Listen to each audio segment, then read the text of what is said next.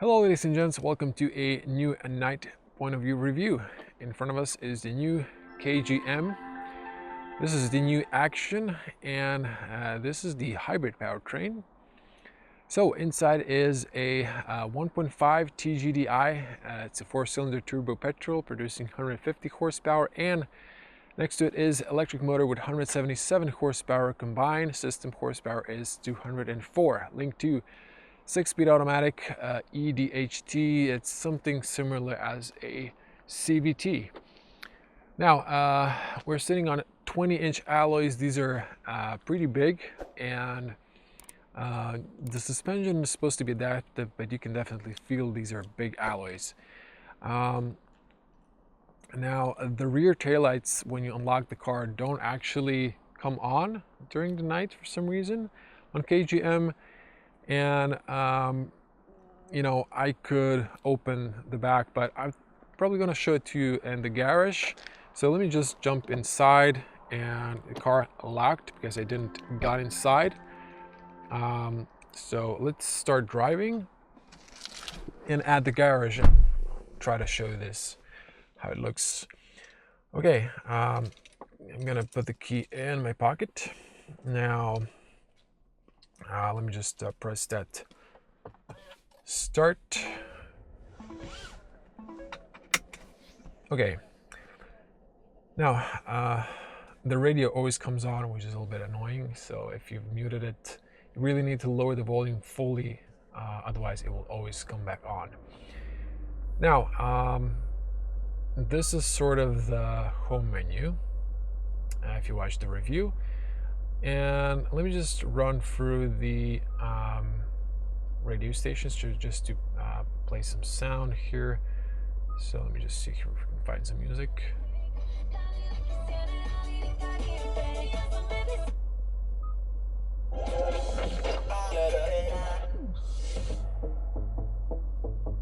Get a little sound check. So it's good, it's loud. But there's like a huge range between not loud and louder, and then like really loud. Like most sound systems don't have that big range, but here it is a little bit.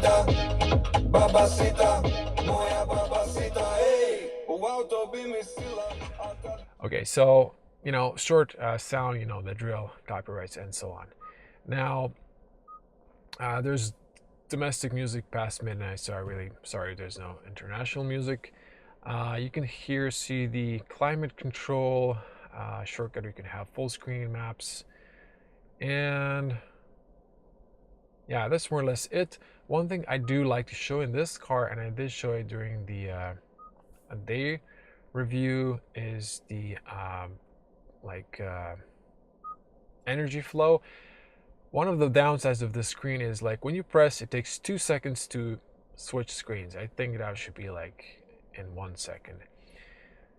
The system will always try to keep the battery between 40 and 60%. If it gets to 30, it will start the petrol and won't let deplete the battery further. Let me just show you the reverse camera, and you can see here when you're reversing into something, it shows you this like distance, which is pretty great, and the resolution is pretty good. So that's that. And before we take out, you can see here lane assist. You can see here maps in case you have something else on the main screen, and you can see consumption. If I come close, you can see it's currently 5 liters. If you watch the night review or the night tour, my lowest was 4.4 liters on my consumption test, driving between 60 and 80 kilometers per hour, mostly like 70. Late night, little traffic, so it's just like cruising speed. In normal driving mode, but full recuperation. Every drive, the car sets recuperation to level 2, which is like mild recuperation, a little bit of ghosting.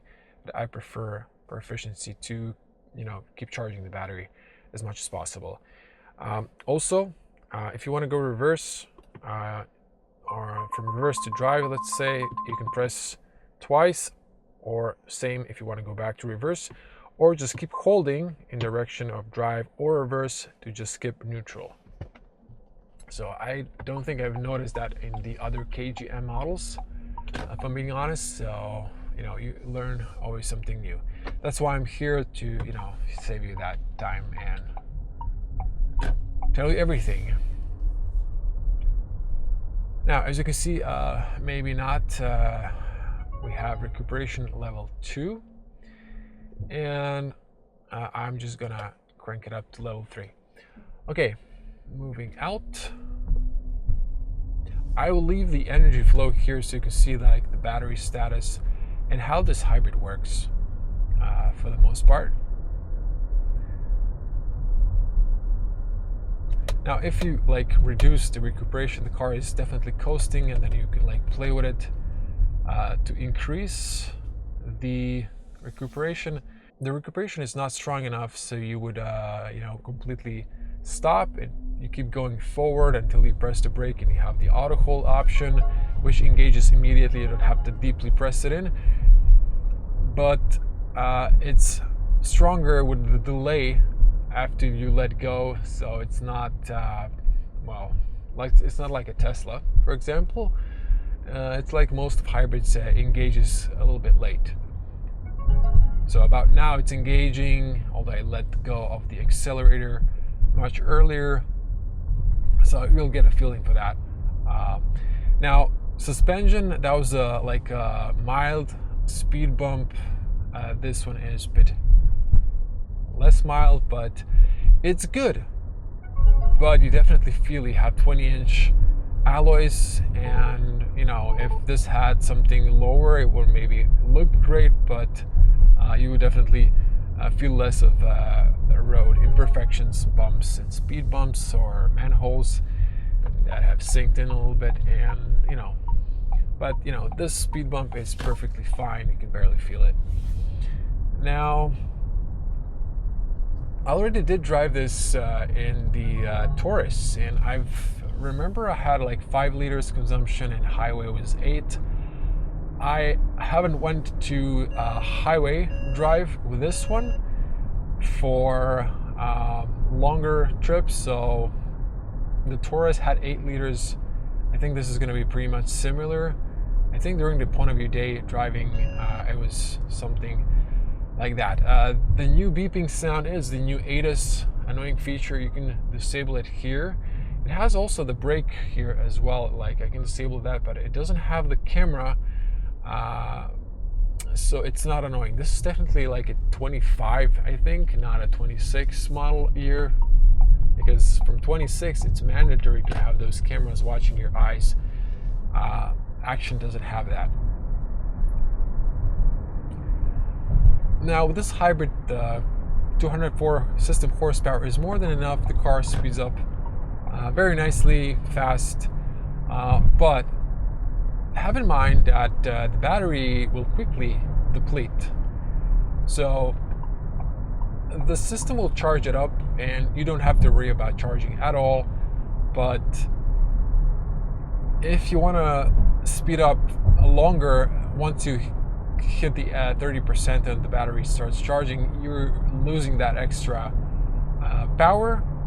And that happened if you watch the day point of view. When I reached 145, it was like slowing down after 140 because it was slight uphill and I depleted the juice, and it was like lacking extra power to gain more speed at higher speeds. So you just, you know, have that in mind. This car also has some limitations. This is intended for like mostly city driving, where you have charged batteries, so you can maybe sometimes drive electric, or stop, go, slow traffic. If the battery's full, you can just creep in electric mode and, you know, mostly save on fuel.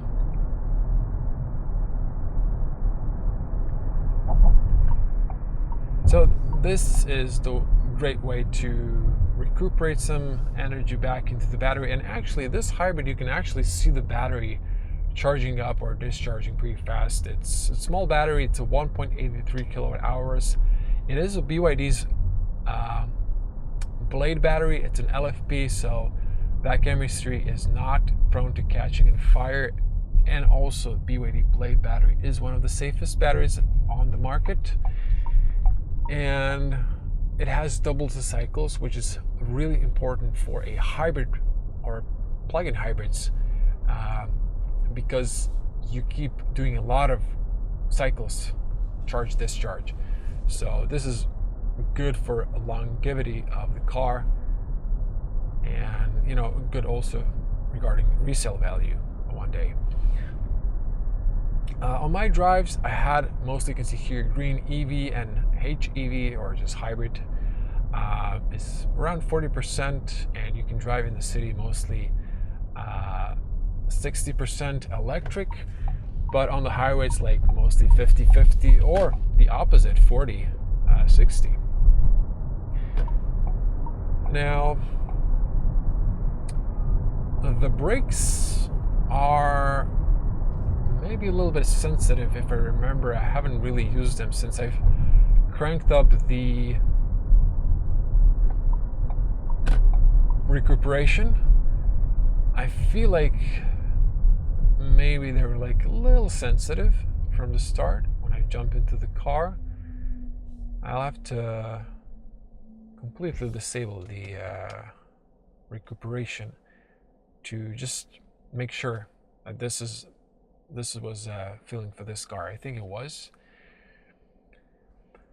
Now this is an average here for this drive, and at the bottom you can see like actual real-time consumption regarding on the accelerator pedal. See, now we're just driving electric. I'm just going to tap the brakes here. Yeah, the brakes are a little bit sensitive. They're early braking. They're not standard brakes, are just like not so sensitive at the very tip of the brake, but it's fine. You just develop a feeling for it, and it's not really anything that's concerning or out of ordinary. Most cars are not sensitive from the very tip of the brake. It's like when you press a little bit in, they start working or gripping, but this is completely fine. Now occasionally, it's actually good to use those brakes. See, I got used to it now, so I don't feel like it's super sensitive, but I did just notice that when I jumped the first time in the car. Now I'm gonna put the recuperation on. Now on level 2, you do have to use the brakes, and that's good because KGM is forcing you to, use the brakes and burnish any rust buildup. In this case, you won't be always driving like one pedal, and you can't fully, even in the full recuperation, because again, recuperation is not that strong, and it's a little bit late, it engages late after you let go. Now we're going to come back to this consumption for the drive. Let me just show you a little bit here of the navigation. If you want to see that, we can remove the climate menu on the side. Yeah, maybe you can hear the suspension working, and there was some uneven asphalt here parts, and it was just like a little bit banging. So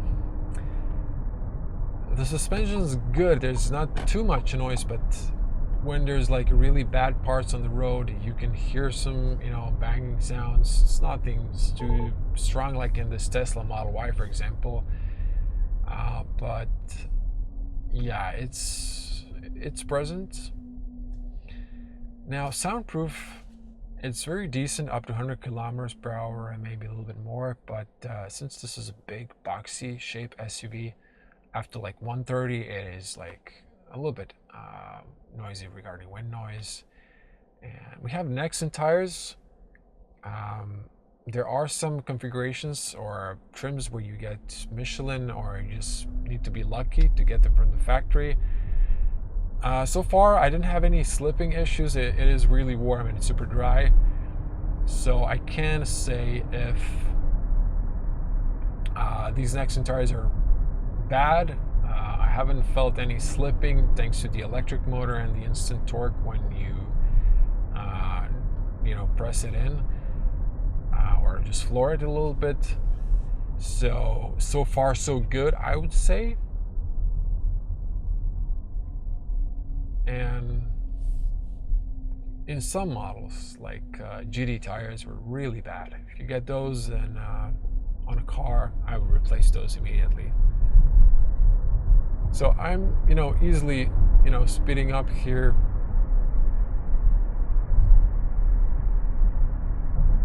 And it's a pretty nice ride. For your daily commutes and a big SUV, it's pretty nice. Until you deplete the battery. But again, if you're just not an aggressive driver, in most cases you won't have an empty battery. It will always be charged by the hybrid system.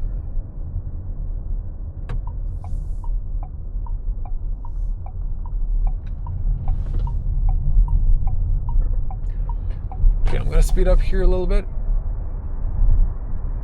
and I want to show you how the car responds in the bends. So it's keeping me in. I can feel the steering wheel trying to keep me inside the markings.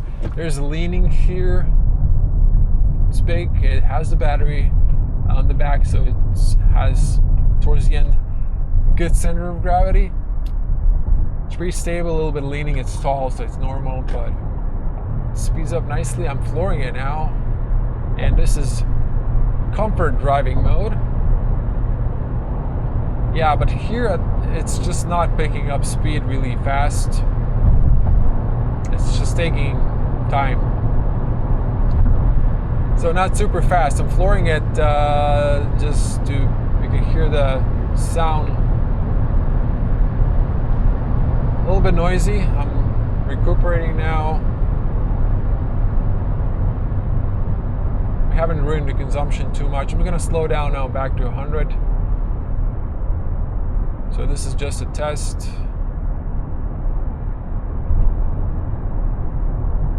Keep it inside the speed limits on the highway. We have here tolerance, but that's it. I'm gonna engage the auto long beam. You can see that. So going to 130 here.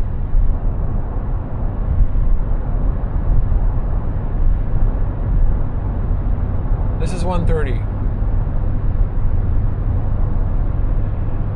Now, what you can hear mostly is there's a little bit of wind noise at 130, but there's mostly rough asphalt here, and you can hear the tires a lot. This is 90.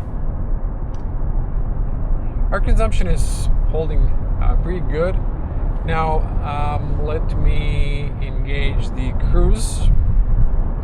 Gonna hit it 210. Actually,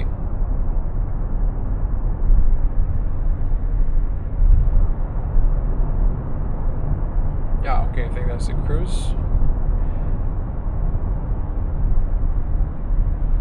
Now, let me switch screens here. Okay, lane assist. Wait, why is this not holding the speed though? Honestly, I'm confused. I engage on the same button, cruise control, but the car is holding you in the lane. So if I push it to the right, it corrects me and keeps me in the center. I did engage the cruise control during the day point of view, so I'm just confused why this isn't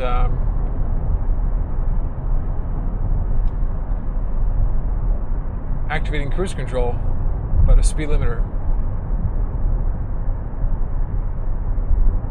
Anyways, we're almost to our exit. Let me see the battery status. So yeah, it's 62%. So you can see it's charging the battery when you're cruising at these higher speeds.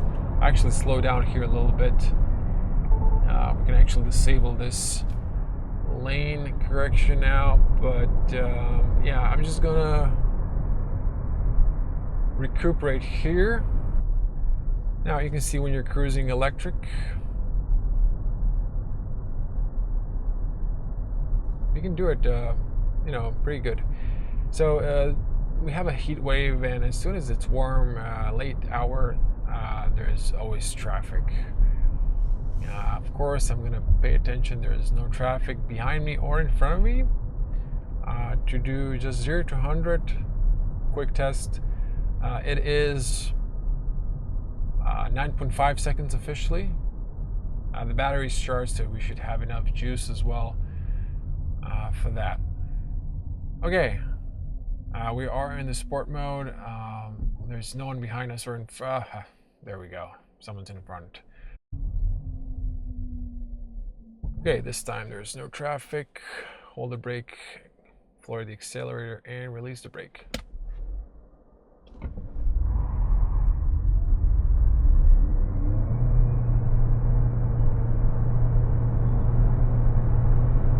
Brake check.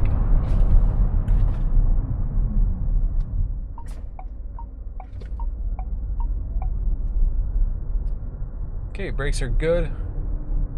Hazards engaged for emergency braking, and disengage when you take off. Now you can change your driving modes. The sport mode, a little bit faster to the response. I feel like the suspension is a bit stiffer as well. That's why I prefer driving in just comfort. And yeah, it slightly changes the steering wheel, but not too much. Now, I think I've covered everything that I could remember or thought of. It's a pretty good hybrid, but Actyon is bigger than Taurus, and this one, the top spec is 47,000 euros. That's,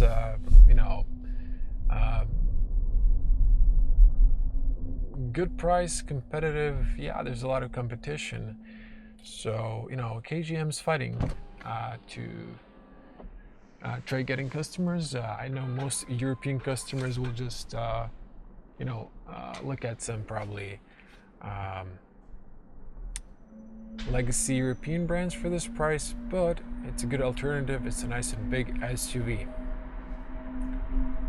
This is weird. Usually the headlights, the garage lights are at power saving mode at this hour. You heard the pedestrian warning. Oh, that bar is off, which is really weird. Okay. Anyways, I'm gonna see this side is in power saving mode. Now we're gonna stop here. I will, as promised, show you the headlights. Yeah, park perfect. Excellent parking, excellent U-turn maneuver as well. And just to check here consumption, you also have here the maps. I already showed you that. 5.4. Considering we did a little highway run and 0 to 100, it's really not that bad. And let me just check here the not that. So the energy flow for this drive, we got we got up to 7 liters max. But yeah, the battery, as you can see, is always around 50%. Now, before I switch off the car, I think that's the only way to... Actually, no, I'm going to switch it off. So, if you like this video, do...